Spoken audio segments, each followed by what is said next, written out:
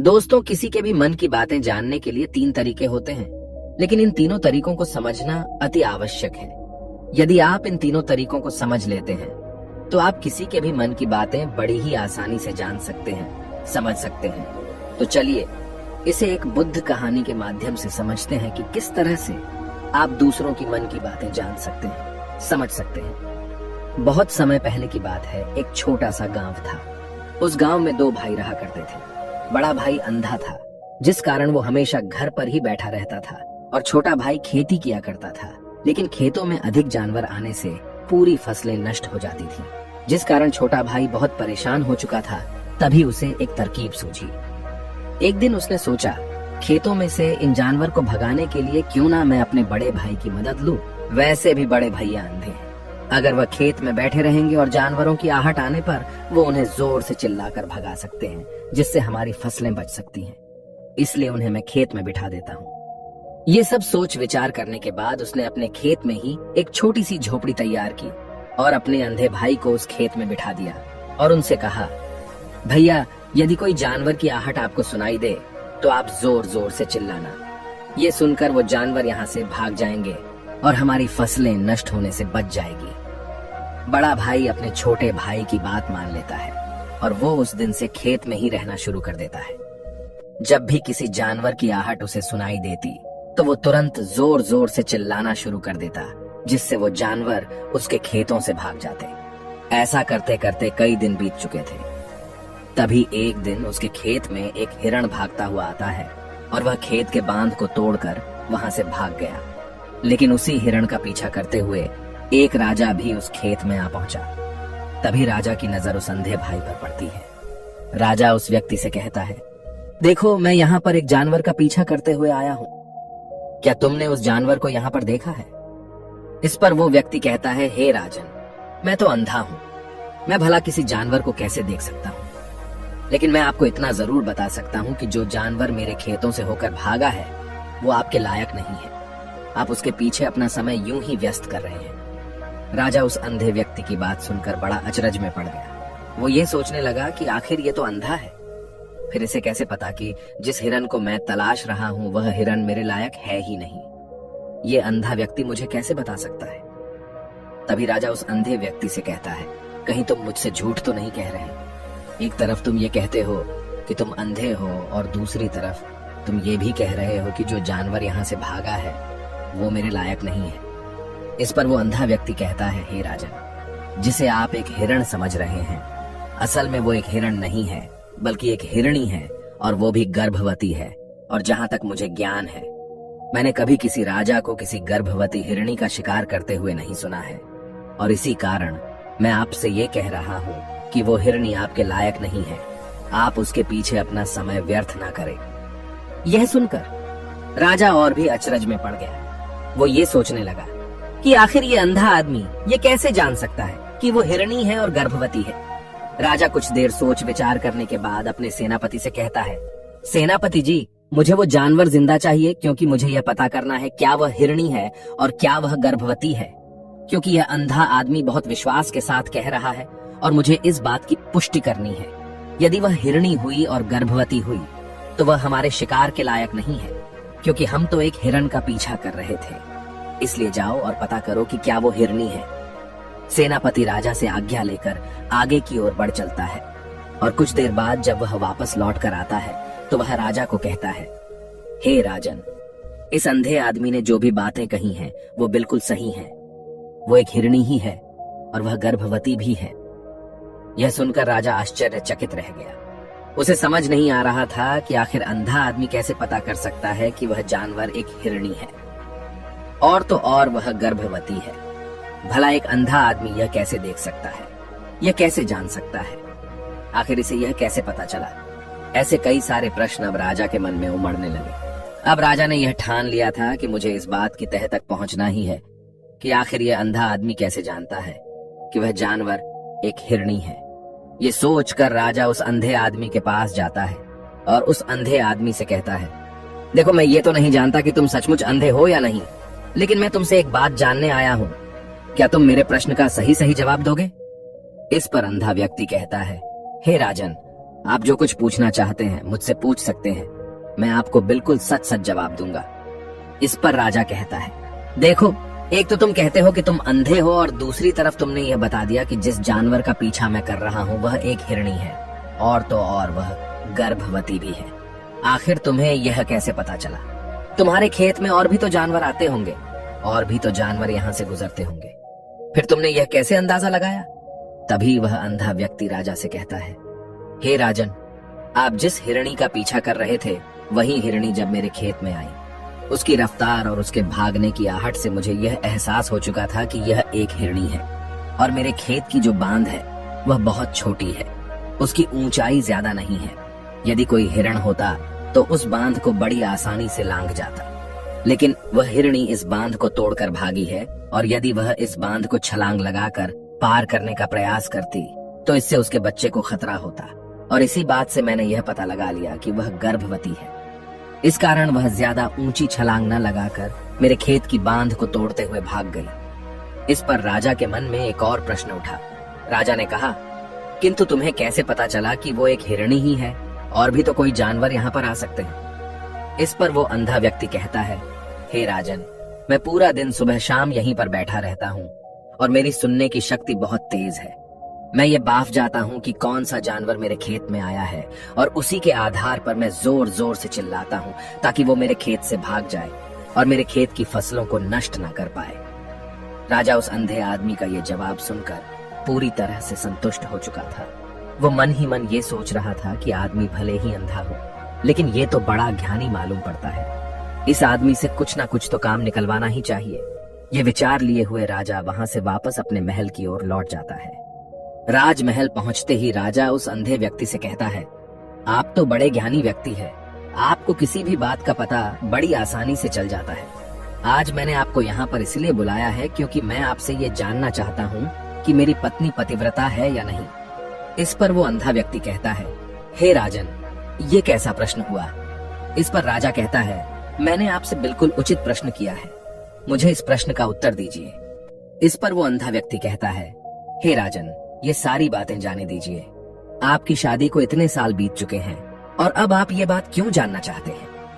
आपके मन में ऐसे प्रश्न क्यों उठ रहे हैं?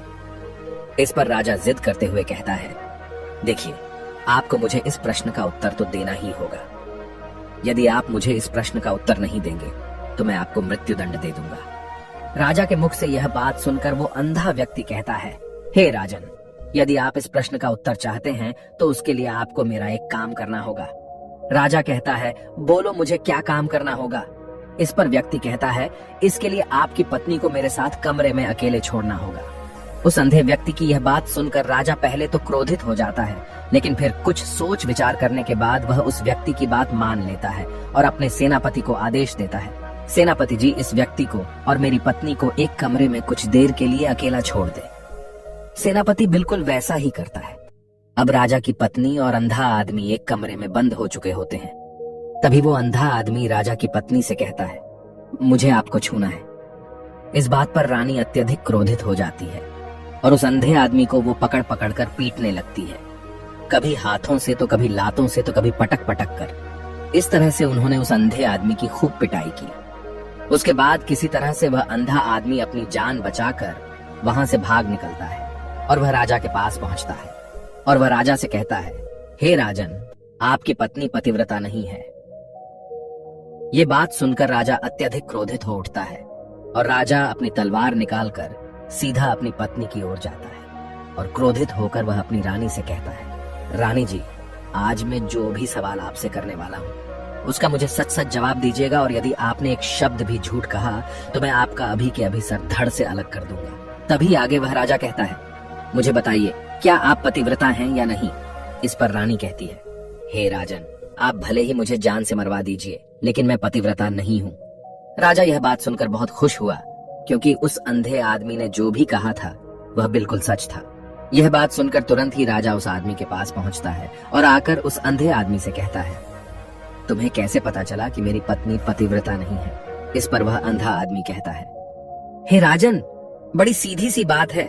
मैंने तो आपकी पत्नी से बस इतना ही कहा था कि मुझे आपको छूना है, और इस बात पर वह इतना क्रोधित हो उठी कि उन्होंने गुस्से में आकर मुझे लात घूंसों से पीटना शुरू कर दिया। और भला कोई औरत किसी और मर्द को कैसे छू सकती है, लेकिन उन्होंने न आव देखा न ताव, बस लात घूंसे मुझ पर बरसाने शुरू कर दिए। वह भी तो एक छूना ही हुआ, और एक पतिव्रता नारी कभी भी पराये मर्द को नहीं छूती। जब मैंने उसे छूने के लिए कहा था तो वह उस वक्त मुझे मना कर सकती थी, लेकिन उन्होंने तो मुझे पीटना शुरू कर दिया और देखते ही देखते उन्होंने मेरे पूरे शरीर को छू लिया। अब आप ही बताइए, ऐसी स्त्री भला पतिव्रता कैसे हो सकती है? इस पर राजा कहता है, तुम तो बड़े ज्ञानी मालूम पड़ते हो। अच्छा ठीक है, चलो तुम मेरे एक प्रश्न का और जवाब दो। यदि तुमने मुझे इस प्रश्न का सही जवाब दे दिया तो मैं तुम्हें यहाँ से जाने दूंगा। आगे राजा उस अंधे आदमी से कहता है कि तुम मुझे यह बताओ, क्या मैं सच में अपने पिताजी का ही बेटा हूँ या फिर किसी और का? इस पर वह अंधा भी कहता है, हे राजन, इस बात से आपका क्या लेना देना? आप किसी की भी औलाद हो, आखिर आप हैं तो इस राज्य के राजा, इसलिए इस प्रश्न को जाने दीजिए। लेकिन राजा कहता है, नहीं, मुझे इस प्रश्न का सही जवाब चाहिए, अन्यथा यह प्रश्न मुझे हमेशा परेशान करता रहेगा। इसलिए मैं इसका सही जवाब जानना चाहता हूँ। यदि तुम इसका सही जवाब दे देते हो तो तुम यहाँ से जा सकते हो, मैं तुम्हें नहीं रोकूंगा। इस पर वह अंधा आदमी कहता है, हे राजन, इसके लिए तो मुझे आपके माँ के पास भी जाने की कोई आवश्यकता नहीं है। मैं आपको अभी यह बता सकता हूँ कि आप किसकी औलाद हैं, लेकिन उससे पहले मैं चाहता हूँ कि आप मुझसे एक वादा करें कि आप मुझ पर क्रोध नहीं करेंगे। राजन ने कहा, मैं तुमसे वादा करता हूँ, मैं तुम पर क्रोध नहीं करूंगा। इसके बाद वह अंधा आदमी राजा से कहता है, हे राजन, आप है तो अपने ही पिता के पुत्र, लेकिन आप पर एक कंजूस सेठ की छाया पड़ी हुई है। ये सुन राजा बहुत क्रोधित हो उठा और वह तुरंत तलवार निकालकर अपनी माँ के पास जा पहुंचा। वह वहां पर पहुंचने के बाद अपनी माँ से कहता है, माँ, मुझे सच बताइए, क्या मैं अपने ही पिता का पुत्र हूँ या नहीं? यदि आपने मुझे सही नहीं बताया तो वह यहीं पर अपने प्राण त्याग दूंगा। मुझे बताओ क्या सच है? इस पर उस राजा की माँ कहती है, बेटा, तू है तो अपने ही पिता का पुत्र, लेकिन तुम्हारे ऊपर एक कंजूस सेठ की छाया पड़ी हुई है। जब मैं एक बार नहाने के बाद अपना मुंह आईने में देख रही थी, तभी उस कांच के पीछे मुझे एक कंजूस सेठ नजर आता है और उसी की छाया तुम पर पड़ चुकी है। ये सुन राजा बहुत खुश हो जाता है और वह तुरंत दौड़ा वापस उस अंधे आदमी के पास पहुंचता है और उस अंधे आदमी से कहता है, तुम्हें यह कैसे पता चला कि मुझ पर एक कंजूस सेठ की छाया पड़ी हुई है? इस पर वह आदमी कहता है, हे राजन, आपने मुझसे कई सारे सवाल पूछे जिनका जवाब मैंने आपको सही दिया है। यदि कोई और राजा होता तो मुझे इसके बदले में ढेरों सारे इनाम मिल चुके होते, लेकिन अब तक आपने एक फूटी कौड़ी तक नहीं दी है। इस बात से ही मैंने अंदाजा लगा लिया था कि आप बहुत कंजूस हो। यह बात सुनकर राजा जोर से हंसने लगा और कहता है कि आप जो भी मांगेंगे वह मैं आपको अवश्य दूंगा, लेकिन मुझे यह बताओ कि तुम्हें कैसे पता चल जाता है कि कौन सी बात सही है और कौन सी गलत? तुम किसी भी बात का इतना सटीक और सही जवाब कैसे दे पाते हो? इस पर वह अंधा आदमी कहता है, हे राजन, मैं तो वैसे ही अंधा हूँ। यदि मेरी आंखें होती तो मैं किसी की भी मन की बातें बड़ी सरलता से जान लेता। मन की एक भाषा होती है और यह भाषा मनुष्य के शरीर के व्यवहार के रूप में देखी जा सकती है। उसकी आंखों से, उसके होठों से, उसके काम करने के तरीके से, उसकी क्रियाओं से पता किया जा सकता है कि उसके मन में क्या चल रहा है। उसके आधार पर हम किसी के भी मन की बातें जान सकते हैं। लेकिन मैं तो अंधा हूँ, मैं देख नहीं सकता, इसलिए मैं क्रियाओं से देखता हूँ। यदि मुझे कोई बात जाननी हो तो अगले आदमी को कुछ काम देना पड़ता है, जिस पर वह व्यक्ति किस प्रकार काम करता है, किस तरीके से इस काम को करता है, उसके आधार पर ही मैं यह पता कर पाता हूँ कि उसके मन में क्या चल रहा है।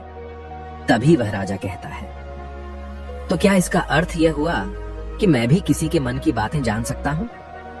इस पर वह अंधा आदमी कहता है, हे राजन, अवश्य आप भी किसी भी व्यक्ति के मन की बात जान सकते हैं, किंतु उससे पहले आपको अपने ऊपर काम करना होगा, और वह काम है अपने मन को शांत करना, अपने मन को वर्तमान में लाना होगा, जिसके लिए मैं आज आपको 3 तरीके बताने वाला हूँ। और ये तीनों ही तरीके बड़े ही आसान और सरल हैं। किंतु हे राजन, उससे पहले आपको एक काम करना होगा, अपने मन को एकाग्र करना होगा। जब हम अपने मन को एकाग्र करते हैं, अपने मन को वर्तमान में लाते हैं, तो हम दूसरे के मन की बात जान सकते हैं, क्योंकि वह आदमी अभी भी अपने मन में वर्तमान में ही सोच रहा है, और हमें भी मन को वर्तमान में ही लाना होगा। तभी हम उसके मन की बातें जान सकते हैं। यदि हम अतीत में हुई घटनाओं के बारे में सोच रहे हैं, तो वह जो अगला आदमी वर्तमान में सोच रहा है, वर्तमान में अपने मन में बात कर रहा है, वह हम कैसे जान पाएंगे? क्योंकि हम तो अतीत की घटनाओं में डूबे हुए हैं। इसलिए किसी के भी मन की बात जानने के लिए सबसे पहले हमें हमारे मन को एकाग्र करना होगा, उसे वर्तमान में लाना होगा। आगे वह व्यक्ति राजा से कहता है, हे राजन, जो 3 तरीके मैं आपको बताने वाला हूँ, इन 3 तरीकों से बड़ी आसानी से किसी के भी मन की बातें जान सकते हैं। उसके बाद वह अंधा आदमी राजा से कहता है, हे राजन, जो सबसे पहला तरीका है वह है आंखों पर ध्यान देना।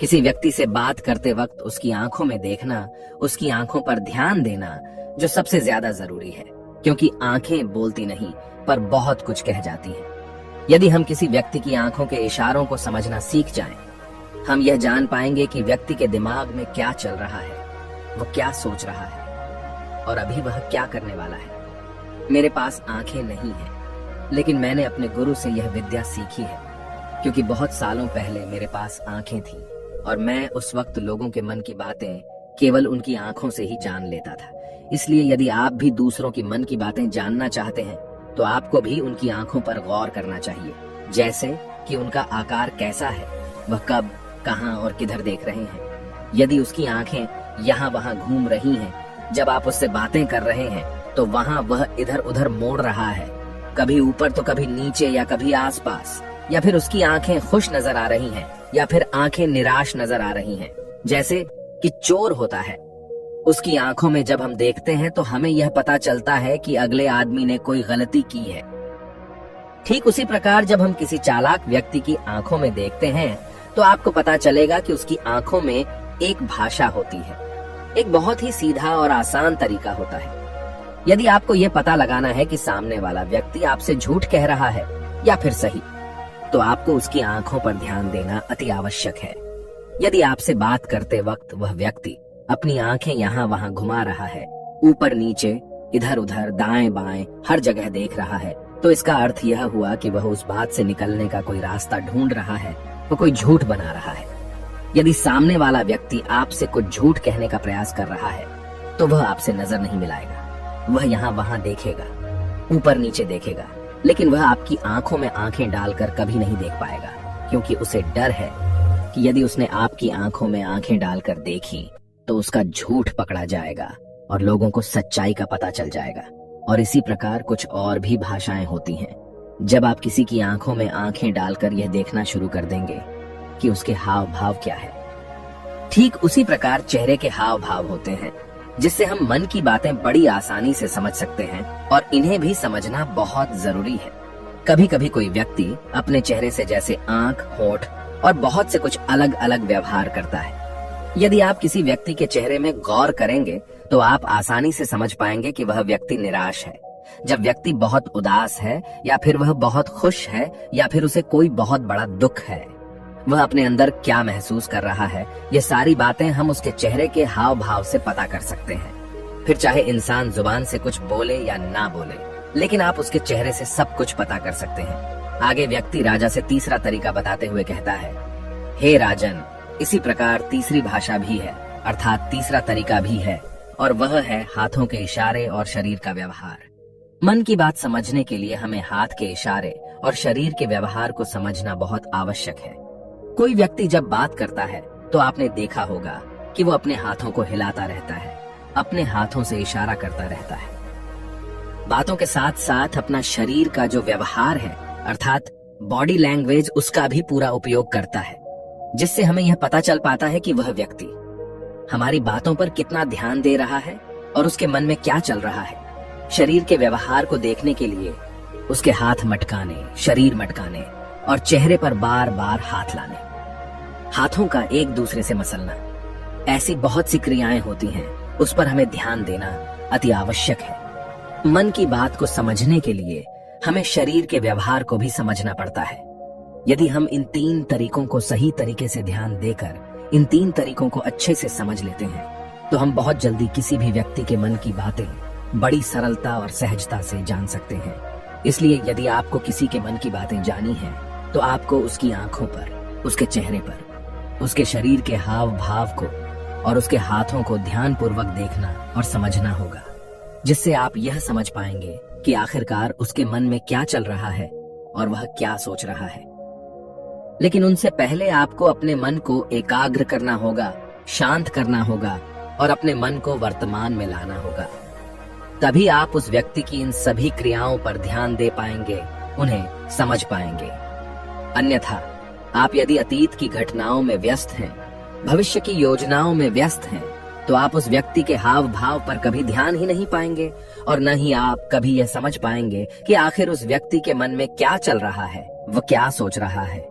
आपने देखा होगा कि ऐसे कई बड़े संत महात्मा हैं जो बड़ी ही शांति से आपको देखते हैं और आपको देखकर ही ये बता देते हैं कि आपके मन में क्या चल रहा है, आप उनसे क्या जानने आए हैं। और इसका सबसे बड़ा प्रमुख कारण यही है कि वह आपको पढ़ सकते हैं, आपको समझ सकते हैं, आपकी मन की बातें जान सकते हैं, क्योंकि उनका मन एकाग्र है, शांत है और यही कारण है कि वह आपके मन की बातें बड़ी सरलता से समझ जाते हैं।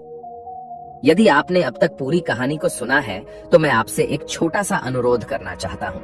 कृपया इस चैनल को सब्सक्राइब करें ताकि मैं आपके लिए और भी ऐसी ही ज्ञान से भरपूर कहानियां लेकर आ सकूं।